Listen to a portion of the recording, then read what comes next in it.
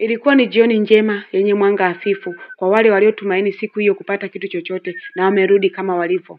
Hiyo ilikuwa ni ngumu kwao. Mwanga ulionekana tu kwenye nyumba ndefu pamoja na milima na ng'ambo, lakini giza lilitanda katika nyumba za bondeni pamoja na watu wote waishio tofauti na milimani.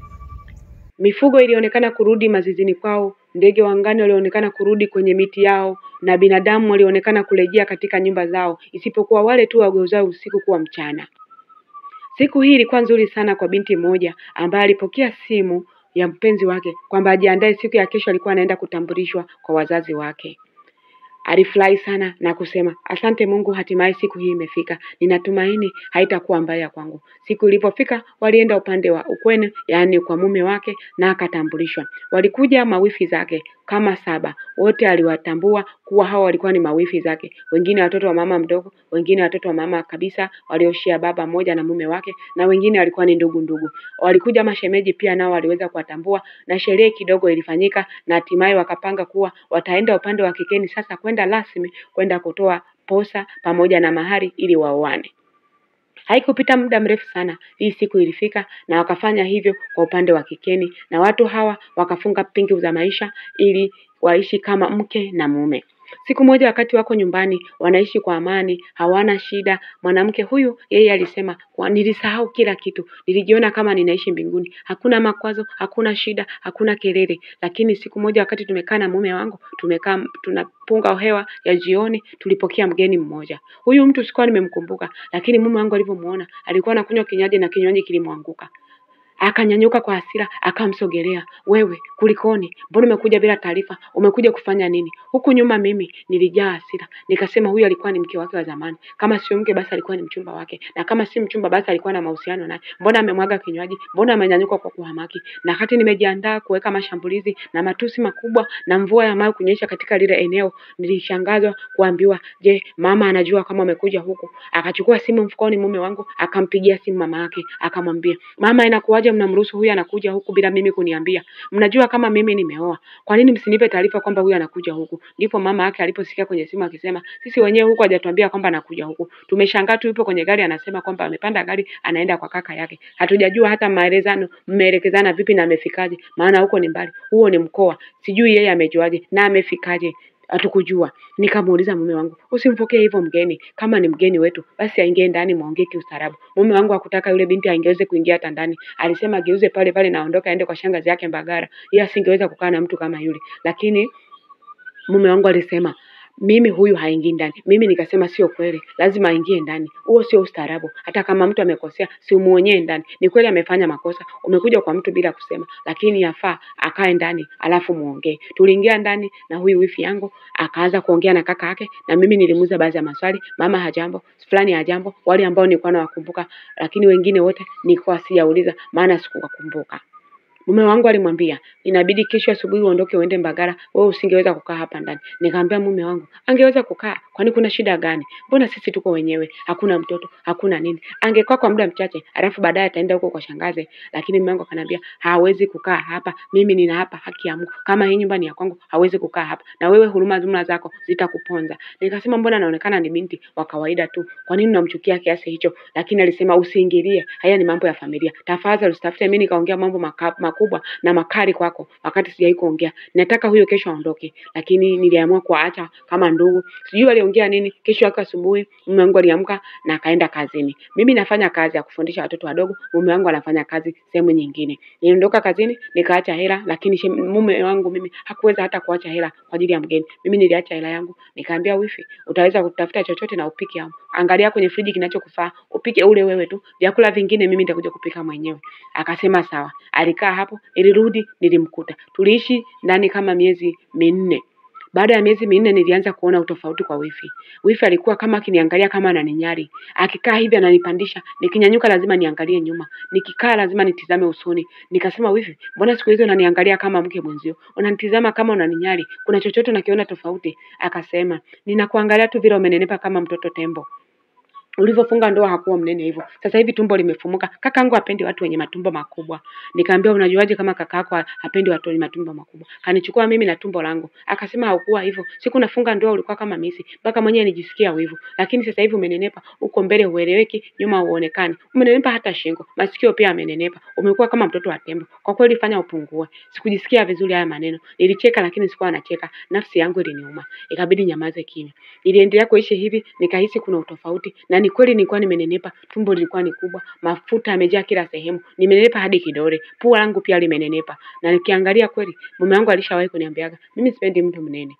Alishawahi kusema hivyo kipindi tuko kwenye mahusiano, na mimi sikuwa mnene sana kipindi tunaanza ndoa, lakini sasa hivi nimefumuka, nimenenepa, nimelizika, nitafanya nini na ndio nishafika unene. Lakini ndio hivyo, wifi yangu alikuwa ananiambia, kila nikivaa nguo ananiambia hiyo hata haija kupendeza. Ndio bora hata ungevaa nguo ya kumwaga. Ikikubana ndio unaonekana kabisa manyama uzembe yamekujaa. Kakaangu apendi. Yaani anaongea yeye kama ndo kaka yake. Basi tuliendelea kuishi hivyo. Siku moja usiku tumelala, nilishtuka mume wangu hakuwepo pembeni yangu. Nikajiuliza, huyu ameenda wapi? Lakini wakati najiandaa kwenda kutafuta labda nimwangalie atakuwa yuko wapi, mume wangu aliingia. Alivyoingia nilimuuliza, ulikuwa wapi? Akasema nilikuwa sebuleni. Unajua kuna vitu vinanichanganya sana. Mambo yanaenda vice versa humu ndani. Kwanza huyu binti tangu aje humu ndani, kuna vitu naona viendi vizuri. Sijui ana nuksi, sijui ana mikosi, hata sielewi. Nikamwambia sasa kama kuna shida inakusumbua ndio utoke nje uende sebuleni. Uone kama mbwa anakung'ata huko. Tafadhali usio nafanya hivyo. Ukiona kuna kitu kinakusumbua niambie na mimi tushirikiane, mimi ni mke wako. Aliniambia sawa mke wangu, basi tulale. Wakati tumeingia kulala, mimi nilianza kumshika, nikataka nimpoze injini yake kwa kuwa amesema na mawazo. Basi nimpotezee mawazo kwa kumpa usingizi mzito, lakini aliniambia hata hicho siwazi tena. Naomba tulale mke wangu. Alinikumbatia. Lakini wakati amenikumbatia, nilihisi kabisa kwamba alikuwa ananata, alikuwa kama ana jasho. Alikuwa na harufu ambayo mimi sikuielewa, lakini vitu nyamaze. Nikasema labda ameenda kulala sebuleni na kuwasha AC, ndio maana amekuwa hivi. Nikaachana naye. Siku zilizidi kwenda, nilikuja kugundua tena siku nyingine kwa nimelala peke yangu hata asubuhi. Lakini nilipojaribu kutoka kwenda kutafuta, nilienda sebuleni sikumkuta mume wangu. Nilivyorudi nimkuta chumbani. Nikamwambia ulikuwa wapi? Kaniambia wewe umeamka hapo umeniacha nilikuwa chooni. Lakini wakati mimi natoka, nilienda kwanza chooni nikajisaidia, ndipo nilipoanza kutoka kwamba kumbe mimi nimelala peke yangu, mwenzangu alishaamka muda mrefu. Lakini sebuleni sikumkuta, nimerudi ananiambia alikuwa chooni. Niliacha. Nikasema labda kwa sababu sikuangalia vizuri, nilikuwa na wenge la usingizi. Lakini ninachokumbuka kwa nijisaidia kabisa chooni, ndipo nikatoka sebuleni, nikaachana nalo. Nilianza kupata wasiwasi. Mbona kama kuna vitu havieleweki? Wifi aliendelea kuninyari, kunitizama, kunishusha, kunisemea maneno machafu na vitu vingine. Siku moja nilimwambia mume wangu, ninaomba wifi sasa aende. Tulisema kae kwa muda mchache, sasa hivi unaenda mwezi wa 6. Naona wifi hajaondoka bado. Basi naomba wifi aende. Mume wangu alinijibu, kwa nini unasema wifi yako aende? Umeshamchoka mara hii. Wewe si ndio ulisema baki? Nikamwambia hamna, sijamchoka, lakini kumbuka ulisema anakaa kwa muda mchache anaenda kwa shangazi. Akasema kiana kekaa hapa anamaliza nini? Maneno haya mume wangu hajawahi kuniambia hata siku moja. Na shangaa ilimtoka tu. Nikashangaa, nikashika mdomo. Nikasema mbona unaniambia maneno makali? Mume wangu alitoka na kuondoka. Mimi nilinyamaza kimya. Sikutaka tena kuongelea hili swala, lakini nilihisi kabisa kuna kitu kulikuwa hakipo sawa. Nilinyamaza kimya hii siku. Mume wangu baadaye alinifuata na akaniomba msamaha kwa nimemuongelea maneno makali. Yaani mimi ameniongelea maneno makali, hakutegemea kuongea hivyo, ana stress nyingi sana, kuna mambo hayaendi sawa. Nikamwambia sawa mume wangu ameisha. Basi fanya juu chini kama ikiwezekana basi wifi aende. Wifi mimi sasa hivi simuelewi anachokifanya hapa. Kwa sababu yupo tu amekaa tu. Lakini kaka huyu mwanaume wangu aliniambia dadangu mimi namuelewa, nitafanya juu chini ataondoka. Siku moja tumelala ndani, nikahisi mume wangu anataka kuamka. Nikasema huyu leo mimi silali. Sikioni nilihakikisha nimekunywa energy ya Azam. Nikasema huyu leo silali. Akana hangaika anataka kutoka na mimi najigeuza. Nikasema huyu leo hatoki. Lakini baadaye nikasema kwa nini sijifanye nimelala ili nione au anaendaga wapi? Basi nikajifanya nimelala. Alikuja akanigusa usoni, akaniangalia, akaona nimelala, akanyanyuka akashuka taratibu kwenye kitanda na akaenda kule chumbani kwa wifi yangu.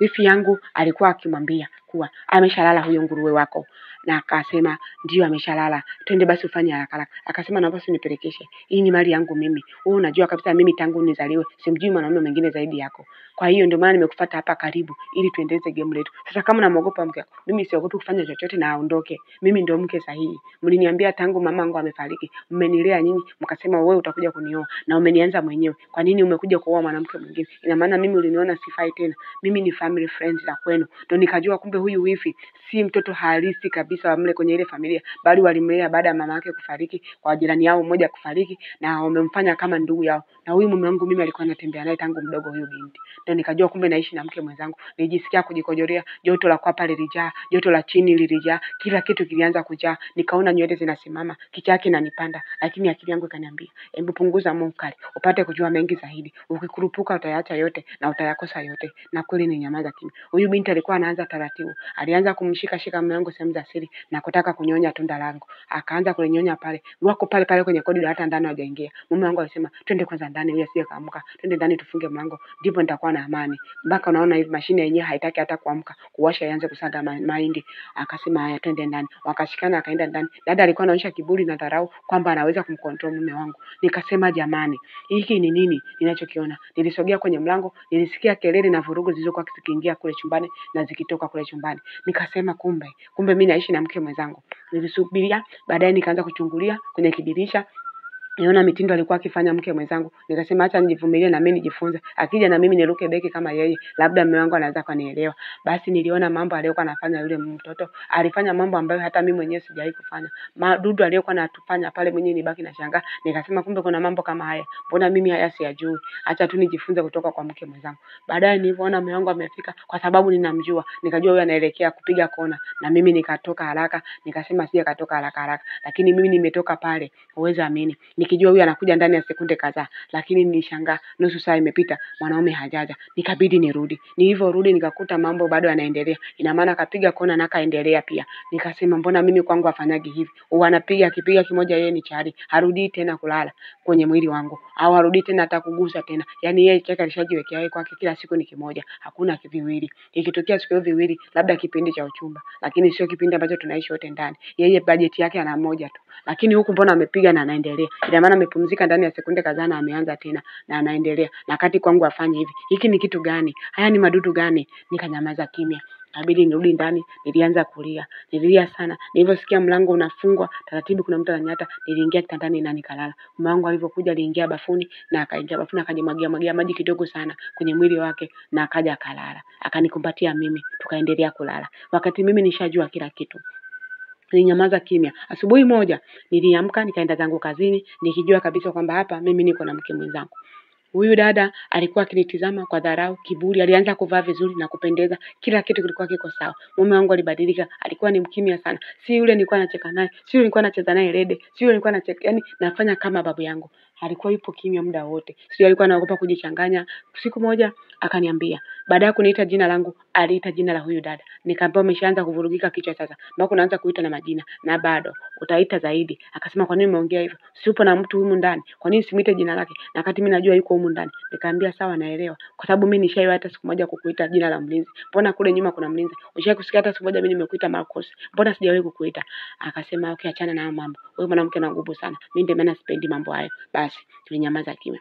Siku hiyo usiku walienda kama kawaida yao. Mwanaume wangu alienda akafanya, mimi nikaa naendelea kusoma somo, kwa sababu nilijua kabisa anachokifanya yule binti mimi nilikuwa sikiwezi na wala sijawahi kufanya. Kwa hiyo nilipata somo ili na mimi siku nafsi yangu ikisuzika niweze kumfanyia hivyo huyu mwanaume, labda ataweza kukaa. Lakini binti alikuwa ni mwembamba sana. Yaani kilikuwa kama kijiti. Kwa hiyo akijikunja anajikunja kweli kweli, akiinama na inama kweli kweli. Yaani mpaka unabaki na shangaa. Mimi mwenzangu na mimi, manyama yamejaa kila sehemu. Ukijikunja utasema nyama inakatakata iko buchani. Basi nikanyamaza kimya. Alipomaliza kuoga mume wangu, nikakimbia kidogo niende nikalale, lakini aliingia kuoga. Kwenye chumba cha yule binti kulikuwa kuna choo ndani, yani safe container. Basi aliingia kuoga, na alipoingia kuoga nafikiri ndala binti alikuwa hajaziosha kwa muda mrefu, kwa sababu yeye anafanya usafi chumbani kwake, zilikuwa zimeshika uchafu sana. Mume wangu alikanyaga ndala, akateleza na akaanguka. Alipoanguka chini, alianza kutoka damu puani na mdomoni na kitu kama mapovu fulani hivi, lakini mapovu yaliyochanganyika na damu.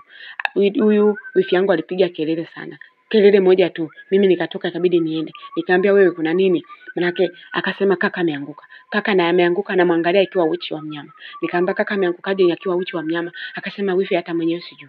Ameanguka tu. Alikuwa amekuja huku, mimi nikawa namwambia kaka umekuja kufanya nini? Akataka kuingia chooni, basi ndio akaanguka. Nikamwambia mimi nimemwona muda mrefu sana yupo huko. Kwa hiyo usinidanganye. Wakati binti yuko pale nimemwongea hivyo, nilimwona kama ameganda. Yaani haelewi. Kwa mimi naelewa kila kitu. Basi akawa amesimama pembeni. Nikamwona na yeye anaanza kutapika. Naona ulikuwa ni mshtuko wa gundua kwamba mimi najua na vile alichokiona pale. Alianza kutapika. Binti alitapika sana. Alitapika sana mpaka nguvu zikawa zinamwishia. Nikamwambia na bado utatapika hata nyongo. Akasema hivi kwani umetufanyia nini? Kwa nini umeamua kuturoga? Kwa hiyo wifi akapiga simu kwa mama mkwe wangu. Akasema mama, wifi katuroga. Kaka yangu ameanguka chini hapa napoongea, natoka damu puani. Wifi mimi ninatapika na mimi sieleta natapika nini, lakini wifi anasema na bado tutanyoka. Kwa hiyo kaka yangu anakufa yuko hapa. Nimwambia wewe unaongea vitu gani? Lakini huyu dada alikuwa ameshaongea hivyo. Akazima simu, akazima kabisa ile simu, akaweka kwenye pochi. Akasema wifi mchukue kaka tupeleke hospitali. Nikamwangalia sana, mume wangu yuko chini amelala, damu zinazidi kutiririka, lakini baadaye nikamwonea huruma. Nikaenda kuwasha gari, nikampakia, nikampeleka hospitali. Huyu binti huko nyuma na yeye alikuwa amebaki. Baadaye na yeye alikuja. Sijui alikuja na usafiri gani, sielewi. Akaja hospitali. Muda huo kwa sababu wazazi walikuwa wako mkoa kabisa, asubuhi ya saa 1 walikuwa wameshafika wako hospitali. Mama huyo alikuja alinipushi. Hakutaka hata kunisalimia. Akasema na huyo mtoto akifa utamla nyama. Nikamwambia mama, unashindwa kuuliza hata nini kimetokea, unaanza kumsikiliza huyu. Kwa nini ujiulize kama kwa nini huyu nani kaka yake ameangukia chumbani kwake? Akasema chumbani kwake vipi? Si wewe ndio umewaroga. Umetaka wafie wote pamoja. Huyu aanze kutapika na ushukuru Mungu hapa alichanjwa na chali za kutosha. Huyu mwanangu mimi sikutaka kumpeleka milimani huko kwenda kuchanjwa na ndio maana umeweza kumweza. Sasa nakwambia mwanangu hakikisha anapona. Kwa hiyo niligeuziwa kesi, mimi hata sielewi ni nini kilikuwa kinaendelea. Nikabaki na mshanga. Nikamuita, wewe Evelina, umefanya nini? Umeongea vitu gani? Mbona mama anaongea hivi? Akasema vitu gani nimeongea? Nimeongea kicho kwa kinajua. Wewe si umemloga kaka akaja chumbani kwangu akaanguka. Na mimi nikaanza kutapika. Unafikiri mimi nilikuwa natapika tu kawaida? Sikuwa natapika kawaida. Wewe uliniwekea dawa. Ndio maana mimi nianza kutapika. Na nilivyokuambia ulinijibu vile. Nikasema lakini kumbuka kuna Mungu wewe. Angalia unachokiongea leo wewe. Utakuja uzae baadaye na watoto wako watapitia haya. Akaniambia watoto wangu mpaka nizae. Kama sijazaa, kama sina kizazi, wewe umeshaingizwa kwenye mkenge, umeshaingizwa na time hiyo utaondoka mle ndani. Akarudi hodini. Mimi nikabaki nimeganda. Hiki ni nini kinaendelea? Lakini wakati nimekaa pale, polisi walikuja. Polisi wamekuja wakanifunga mimi mikono nyuma kwamba nimesababisha kifo cha mtu. Nikamwambia nimemuua nani? Wakasema kuna mtu ameletwa hapa kwamba ameanguka na wewe ndio umesababisha. Nikasema jamani, mbona mimi sielewi? Kwani huyu aliyekuwepo ndani ameshafariki? Wakasema hatujui kujua kwamba amekufa au la, lakini wewe twende kituoni, maelezo zaidi utayakuta kituoni. Nilienda kituoni, nilivuliwa nguo, nilikuwa nimevaa gauni langu. Wakasema kwa sababu nilivaa na mkanda niweke mkanda pembeni. Nitoa viatu, niweka kipochi, nikaandikisha vitu na nikakaa ndani. Nimekaa ndani sielewi mume wangu anaendeleaje. Nilikaa ndani ya siku 4, nikasema kwani mimi sina dhamana? Kwani mimi nimeua? Wakasema wewe umeua mtu. Nikasema aliyekuja kushtaki mimi nimeua mtu ni nani? Mbona mimi sielewi? Bahati nzuri wakati nipo mle ndani kuna mtu aliletwa. Huyu kijana mimi nafahamu kwa sababu mimi nimekuwa katika mji, ila mume wangu alikuwa amekuja katika mkoa mwingine. Huku tulikutana tu wakati amekuja shule ndio tukaendeleza na haya mambo mengine. Basi huyu mkaka aliyekuja hapa alikuwa ni mkaka ambaye ni muone. Nikamuita, "Wewe Alfani." Akasema sister unafanya nini huku?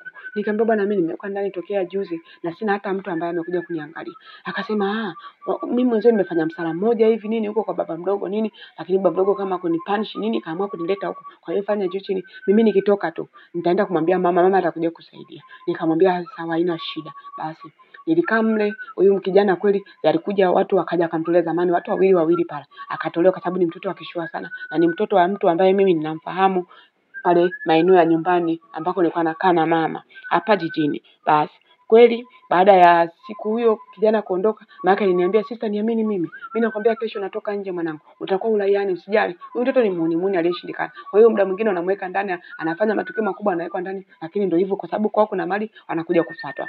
Basi kweli siku hiyo saa 7 mchana alikuja mama huyu ambaye mimi ninamfahamu na alikuwa ni rafiki wa mama yangu. Akasema wewe, mwanangu mimi kaniambia wewe uko ndani na hauna hata mzamana, hauna kitu chochote. Kulikoni? Hebu nielekeze. Nikamwambia naomba nitoe kwanza nje. Niweze okay, alafu baada ya hapo ndipo nitakuelekeza kila kitu. Basi niliwekewa dhamana na dhamana ilikubalika kwa sababu alionileta alikuwa hanifuatilii tena. Baada ya hapo niliweza kwenda kwa huyu dada, nilioga. Nilikuwa nanuka sana. Nilioga, nikakaa chini, nikaanza kumuelekeza kila kitu. Huyu mama alisema, "Kwani hawa ni wendawazimu? Ni machizi au ni vichaa? Naomba simu niwapigie." Nikamwambia tafadhali usipige simu. Usifanye chochote. Mimi nataka nijue mpaka sasa hivi wako wapi. Nataka nijue mume wangu anaendeleaje. Lakini mwenye makosa ni mume wangu na wala sio mimi. Basi akasema huyu dada akasema sawa, mambo ya ndoa haya mimi nakuacha, lakini chochote kinachoendelea utaniambia. Na huyu mama alikuwa ni mwanasheria mwanasheria mkubwa sana na ana dada yake ambaye alikuwa ni brigadia. Akasema hakuna chochote, wewe hutofeli kwa namna yote hiyo. Sisi tuko hapa. Mimi mwanasheria, dada yangu Mama Zuu ni brigadia. Kwa hiyo kila kitu kitakuwa sawa. Nilitoka hapo nikavaa nguo vizuri za huyu dada ambaye alikuwa amenipa, nikaenda zangu wapi? Nyumbani kwangu. Nilipofika nyumbani kwangu hakukuwa na mtu yoyote. Mlinzi aliniambia kuwa kaka yake, yani huyu mume wangu mimi, alikuwa bado hajarudi. Na hata alivyoniona aliniambia, niambie kuna nini kinaendelea? Maana anakuja tu huyu mdada kila siku, anakuja anapika, anapeleka chakula hospitali, anasema wewe ulishaenda ndani na yake wewe ndio ulisababisha. Hivi sister, niambie vikweli. Nini kilitokea siku ile? Nikamwambia kakaangu mimi sitaki hata kuongea. Sina hata cha kuongea mimi. Naomba tu nijue kwamba anaendeleaje. Akasema hamna, anakuja tu yule binti anachukua tu chakula, anachukua chakula anapeleka. Kwa hiyo mimi sijajua, hata sielewi nini kinaendelea. Basi siku hiyo ilipita, nikasema nitaenda hospitali. Nilipoenda hospitali walivyoniona walibaki wanashangaa. Wakasema wewe umetokea wapi? Wewe muuaji umetokea wapi? Mama alinichapa vibao vingi sana. Alinipiga vibao mbele za watu. Nikamwambia mama usinipige vibao. Unanipiga vibao wakati hujui chochote. Umeniweka ndani. Mume wangu yuko huko. Hujui chochote. Unataka kujua nini? Basi niliingia ndani nikamkuta mume wangu ameamka. Mume wangu alivyoniona aligeukia upande wa pili. Nikabaki na shangaa. Huyu naye tena nini? Na wakati anajua kabisa kwamba yeye ndo aliyenikosea mimi. Kwa nini amegeukia upande wa pili? Aligeuka upande wa pili. Nilizunguka upande ule ambao yeye amegeukia, aligeukia upande huu. Na baadaye alianza kutoa machozi. Nikajua bila analia kwa sababu ya uchungu, lakini alionyesha ishara kwamba anahitaji mimi nitolewe. Ndipo nilipotolewa nje na yule nesi akasema, mume wako anakuambia utoke nje. Subiri akae sawa. Akishakaa sawa, utakuja utaongea naye. Sikuwa naelewa ni nini kinaendelea. Kwa nini imekuwa hivi? Mbona kesi imeligeukia mimi? Na wakati makosa wanayo wao. Basi sikuwa naelewa. Imeenda hivyo. Siku nyingine tena nikaenda nikamkuta mume wangu. Hapa alikuwa ametolewa yale madudu ya kupumulia, anaweza kuongea mwenyewe. Nikamwambia babangu unaendeleaje? Nilikukumbuka sana. Hakunijibu chochote. Alichoniambia kuwa unaweza katoka nje. Ndio neno moja tu. Nimeongea ndani ya maneno hata 100, lakini alijibu neno moja. Unaweza katoka nje. Mwanamke wewe sikuhitaji tena. Uwe ni nyoka. Siwezi kuishi na mwanamke mchawi kama wewe. Kwa hiyo ninachokuomba, ninaomba utoke nje. Sikuwa nimeelewa. Nikasema mume wangu, sio kweli. Basi nikaona hapa kila nilichokuwa nakaenda kuelekeza wale kule, wakaambia wewe hao watu waache. Au unaona wewe uliolewa kwenye familia ambayo haikuwa sehemu yako sahihi ya wewe kwenda kufanyaje kuishi pale. Basi nilijitahidi, nilienda nilimuomba msamaha mume wangu siku moja ofisini kwake. Nililia sana. Nilimwambia mume wangu naomba unisamehe. Kama nimekosea mimi naomba unisamehe. Wazazi wangu hawajui chochote mpaka sasa hivi. Wanajua mimi nipo kwenye ndoa yangu. Hawajui kama wewe umeniacha, umenitelekeza. Tazama sasa unaenda mwezi wa 3. Hakuna chochote. Sijui mimi nimeolewa au la. Lakini mume wangu ananiambia kama hujui kama umeolewa, nenda kajiulize. Leta hizo pete. Kama unataka kujua kama umeolewa au hujaolewa, vua hizo pete weka hapo, afu na uende. Basi nikasema huyu mwanaume labda kwenda nitaki tena. Nilinyosha nikaenda nyumbani, nilimkuta huyu dada. Huyu dada alikuwa ni mjamzito. Kumbe siku alikuwa anatapika ni kwa sababu alikuwa ni mjamzito. Alionyesha kabisa kwamba ana kitumbo kisichopungua miezi 5. Nikasema wewe dada ni nyoka. Umetembea na mume wangu. Umemwambia mama yako kwa mimi nilitaka kuwaroga, nilitaka kuwaua. Na kati ulikuwa unatembea na nilikuwa ninajua. Ningejua mapema, ningemwitaka hata mtu aje ashuhudie upumbavu ulikuwa unafanya wewe. Akaniambia una uhakika nilikuwa natembea naye. Sasa kumbe ulikuwa unajua anatembea naye. Kichoko kinakalisha muone nini? Nikwambia kakaangu apendi watu wanene kama punda. Kwa hiyo fanya tu mamangu, kama kuna chochote nenda ndani uchukue. Niliingia ndani, nikakusanya vilivyo vyangu na niliondoka. Nilienda kwa huyu dada huku, mamangu yeye hajui chochote. Na sababu dada nilimuomba, tafadhali naomba usimwambie mama. Mamangu mimi atapata pressure. Mama mwenyewe unaisha yako unajua mwenyewe. Naomba uniache kwanza. Mimi mpaka nione kila kitu kimekaa sawa. Mamangu utaongea naye kwa unafiki, alikuwa akitaka kuongea na mkwe wake, namwambia mkwe wako bado hajarudi au amelala au anaoga. Hivyo siku zote nilikuwa naongea na hivyo. Na hakujua mimi mazingira nilikuwa napitia kule. Kule kesi za kule hao watu kwa sababu ni wanasheria pamoja na brigadia walishirikiana wakaifuta hiyo kesi. Akawa hamna kesi tena. Niliendelea kuishi, wakanitafutia kazi, nikawa nafanya kazi bandarini. Nimefanya kazi bahati nzuri bandarini kwa uzuri kabisa. Naendelea na mume wangu hakujua niko wapi, nibadilisha line na kila kitu. Wao wanaendelea kuishi hivyo. Nilikuja kusikia siku moja kuna jirani yetu mmoja akasema, "Wewe unajua kama mwenzio amejifungua huko. Akajifungua mtoto wa mume wako. Wenzio tumekuja kuona mtoto ni copyright na mume wako." Nikasema, "Haina shida. Hayo yote ni maisha. Kama ameamua kuchukua nafasi, sawa." So amesema mimi nilitaka kuwaua. Acha mimi nikae mbali. Basi tuliendelea kuishi hivyo. Tumekaa hivyo, mimi nikawa nafanya kazi bandarini na siku moja alikuja mtu, alikuwa anahitaji kutoa container zake. Huyu mtu alionekana alikuwa na hela nyingi sana. Akasema anahitaji kutoa container lakini hela zake nyingine zilikuwa hazitoshi kulipia kuweza kutoa, angeomba nifanye jambo lolote. Na kwa sababu nilikuwa nimeshakaa pale muda mrefu, najua namna ya kufanya pale, nilimsaidia. Na nilimsaidia akasema nikupe milioni ngapi. Nikamwambia wala uwe na amani. Mimi nimekusaidia tu kwa sababu wewe ni mfanya biashara. Najua kesho na kesho kutwa utanisaidia mimi. Tulianza mawasiliano na kaka, tuliwasiliana, alikuwa ni baba anaenda kwenye ubaba. Basi siku moja akaniambia, "Umeolewa?" Nikamwambia sijaolewa. Akaniambia basi mimi mwenyewe sijaoa. Nilioa, mke wangu alifariki, kwa hiyo nahitaji mtu wa kuanza kuishi naye, yani kumaliza naye miaka hii iliyobakia.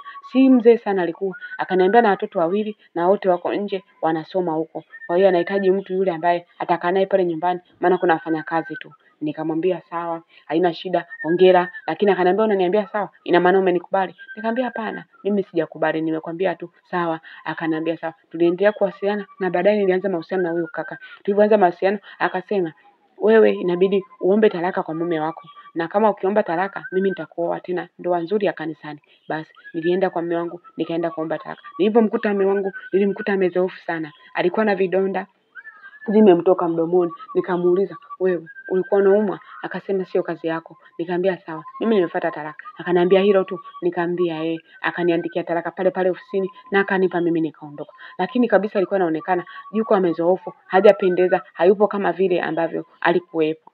Basi nilimpigia jirani yangu, nikamwambia nimemwona mume wangu, mbona kama hayuko sawa, kama kuna shida kidogo. Akasema hata hakuna shida ya aina yoyote. Nani mume wako amekutana kimemlamba. Huyo dada aliyemchukua naona amtunzi vizuri, analea tu mtoto wake. Basi yeye mwenyewe tu anajiangalia, amefumukiana, amekuwa kama tembe mzee. Nikasema alisema mimi ni tembo na yeye tena amekuwa tembo. Akasema yeye akanenepeana sana huko ndani, lakini mume wake anaharibika tu kila kunapokucha. Ofisi yenyewe imeanza kudorora. Nikamwambia nimeenda, nimekuta baadhi ya wafanyakazi hata hawapo. Akasema ndio hivyo, mambo yanaenda taratibu, itaonekana tu. Basi mimi nilifunga ndoa na huyo kaka, maisha mengine yakaendelea. Wenyewe huku nikaja nikaambiwa kuwa huyu dada yeye aliweza kufanya juu chini, akampa madawa huyo mume wangu. Mume wangu alikuwa anatembelea kwenye wheelchair. Anatembea kwenye wheelchair upande mmoja kama amepooza.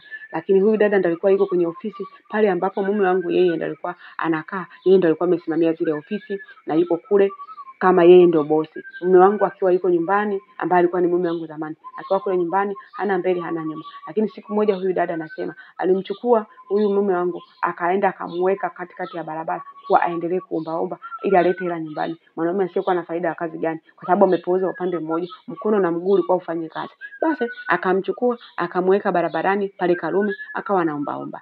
Mimi siku hiyo nimetoka kazini, nilikuwa nataka niende nitafute kitu pale Karume. Nikasema subiri kwanza nipite hapa, nilitoka na ni posta, nikashuka pale Kariakoo, nikatembea hata Karume. Nilipofika pale nimuona mtu kama namjua na amekinga kikombe. Nikasema huyu mbona kama namfahamu. Nikamwangalia kwa makini, lakini ngozi ilikuwa sio yake, mwili ulikuwa sio wake, macho hayakuwa yake, amebadilika kabisa. Nikasema wewe mbona kama fulani, nikamtaja jina la mume wangu. Akaniambia, akashtuka. Aliposhtuka akageuza shingo pande moja, akaniona. Alivyoniona alianza kulia machozi. Alianza kulia machozi kama chizi pale pale mbele za watu. Nikamwambia wewe, kulikoni?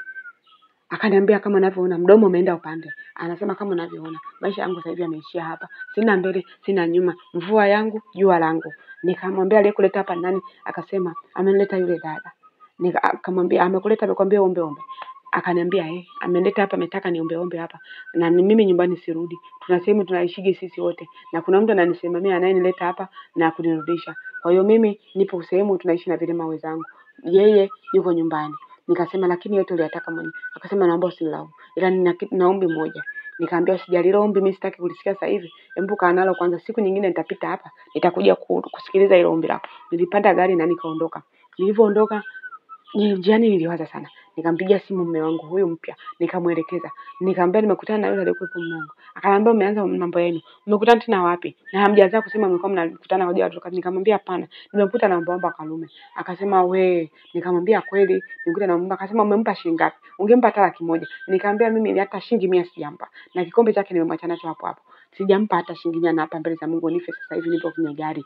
Basi nilivyorudi nyumbani nikamuelekeza, nikamwambia anatia huruma. Akaniambia atajijua mwenyewe. Mbona wewe alikutupa gerezani na kukuonea huruma na kati yeye ndio alikuwa na makosa. Basi tukaongea yakaisha. Siku moja nimekaa nikamkumbuka. Nikasema bwana niende nikamuone yule mwanaume. Nilienda pale nikamtafuta sikumkuta. Nikaenda tena nikamtafuta sikumkuta. Siku nyingine nikaenda nikamkuta. nipo kaa naye huyu mwanaume na kuanza kunielekeza.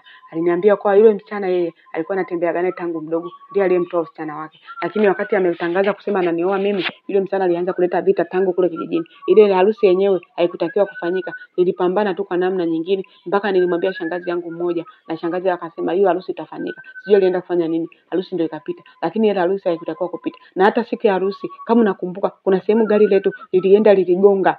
Nilikuwa kama tairi limegonga fulani Afrika pasuka, unakumbuka? Basi ile ilikuwa sio ajali ya kawaida. Ile ajali itakuwa mimi na wewe tufe siku ile ile. Alikuwa ni huyu binti. Nikamwambia wewe, kwa nini ulikuwa unajua huyu binti ana mambo matukio makubwa kama haya?